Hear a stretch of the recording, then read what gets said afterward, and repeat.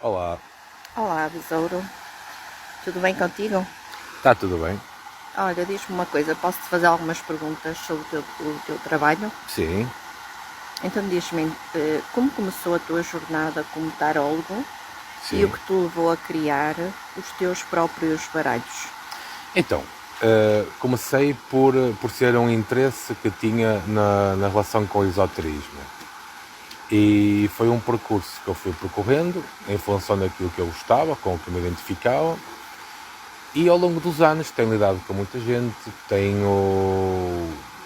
fiz muitas, muitas consultas e reparava que havia algumas lacunas que não estavam preenchidas. E então eu criei esses Uhum, baralhos para preencher coisas que eram necessárias. muito bem. Diz-me outra coisa. Qual é a proposta dos baralhos cromáticos? O vermelho, o verde, o azul e o negro? E como cada um se diferencia na prática? Bom, o baralho negro tem a ver com a neutralização de feitiços que as pessoas tenham sofrido. Ou seja, basicamente é um baralho que tem vários símbolos, em que cada símbolo faz a conexão com um servidor mágico que vai ter um tipo de influência numa limpeza espiritual. São úteis nesse sentido. O baralho vermelho é o contrário. Em vez de estar a limpar do feitiço, está a lançar feitiço. Lança feitiço. Uhum. Ou seja, é no sentido, de, por exemplo, de puxar alguém em termos amorosos. Mas é sempre, é por isso que chama baralho vermelho, mas é sempre a mesma lógica do sigilo, associado ao servidor. Depois tu tens o baralho verde, esse sim tem uma lógica completamente diferente. Em que, por exemplo, a pessoa diz, dá-me a cabeça, ou dói-me isto, dá-me aquilo. Então eu pergunto ao pêndulo quantas cartas são necessárias, escolho as cartas de forma aleatória e sai, por exemplo, sai, por exemplo, o asna. Então quer dizer que é preciso trabalhar o asna, limpá-lo e energizá-lo. Os pulmões, quer dizer que é preciso, estás a entender? E eu Uhum. uso isso tanto à distância como presencial. E falta um último, que é, qual era? Era vermelho, negro, o azul. O baralho azul também está muito interessante porque é mais usado em questões de problemas mentais de ansiedade, preocupação, stress, em que se pergunta em que se pergunta quantas emoções negativas aquela pessoa tem e depois essas emoções negativas são encontradas através do baralho e é possível trabalhar essas emoções negativas. Muito bem. Eh, Diz-me outra coisa. O que representa o baralho de Quilopote O e baralho, qual o seu uso dentro da leitura espiritual? o baralho de Quilopote, no fundo, são os aspectos negativos, ou seja, por exemplo, miséria, escassez, doença, tudo aquilo que tu possas imaginar de negativo está representado nesse baralho quilopótico. E então, eu faço a mesma pergunta: existe alguma força quilopótica na vida desta pessoa? E o pêndulo diz sim ou não, batendo 3 vezes ou 2 vezes. E depois encontra quantas? E eu tiro as cartas que possam surgir. Por exemplo, aparece a energia da escassez. Então, temos de trabalhar a energia da abundância. Estás a entender? Uhum. Podes-me explicar a função do baralho dos 72 anjos? Os 72 anjos são servidores do mundo antigo. Há quem diga pronto, que são mesmo anjos e tudo mais. Então, cada anjo tem uma função. E tu, simplesmente, ao encontrares alguns anjos de forma aleatória para aquela pessoa, e ao entoares o nome desses anjos e até dizer a oração desses anjos, tu estás a ajudar aquela pessoa a abrir caminhos, a atrair sorte, etc. E o baralho dos santos? É a mesma coisa, só que em vez de ser anjos, é com santos. Uh, encontramos os santos que aquela pessoa precisa naquela altura, dizemos as orações, é isso. E o baralho de Oca? Bom, esse baralho está muito engraçado. Foi criado por mim há mais ou menos 4 anos. Tem centenas, literalmente centenas de testemunhos de pessoas que usaram os símbolos do baralho de Oka para trading. Era ainda ontem, uma consulente disse-me que Havia a necessidade de trabalhar a energia do dinheiro. Dei-lhe um símbolo que representa a abundância.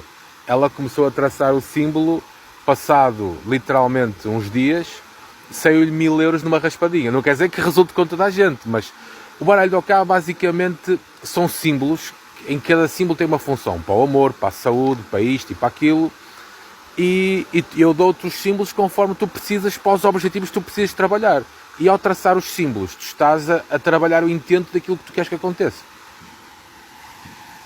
Diz-me outra coisa, como funciona o baralho de candomblé?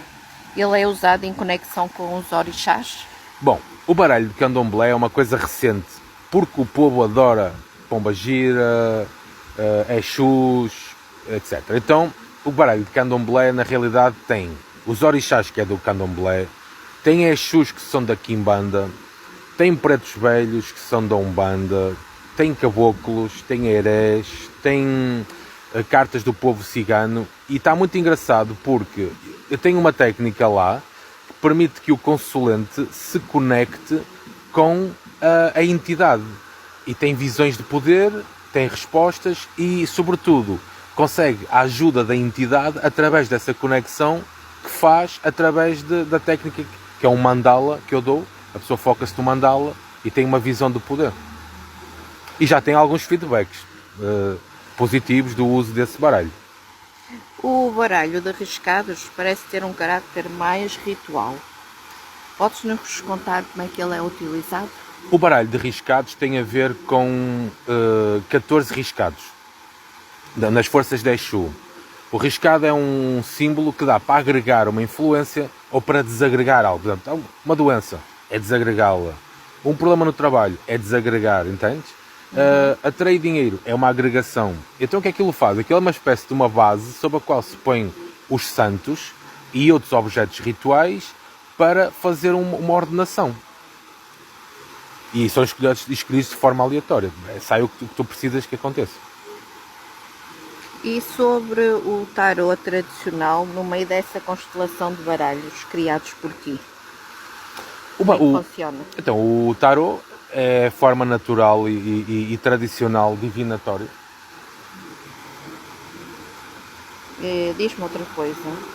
Como é que vocês decidem qual é o baralho a utilizar em cada leitura? Existe um método ou é puramente intuitivo?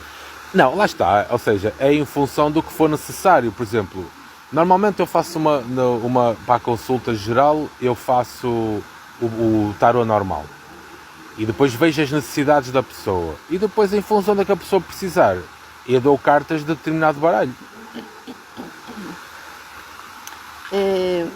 Quando vês esses baralhos como ferramentas de oráculo, cura ou ambos, usas o pêndulo para quê? Usas as pedras de cura?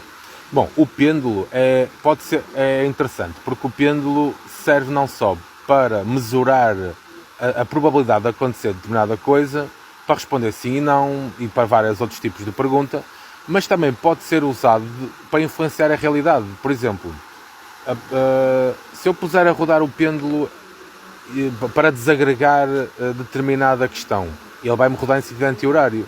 Se for para agregar, ele vai-me rodar em sentido horário.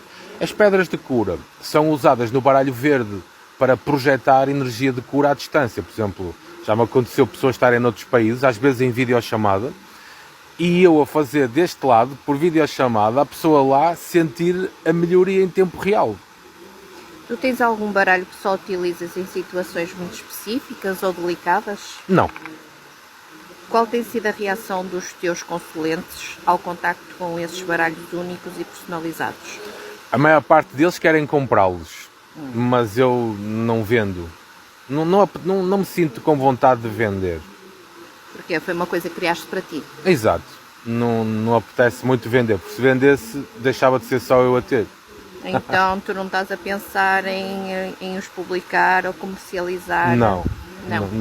É mesmo para teu uso? Sim.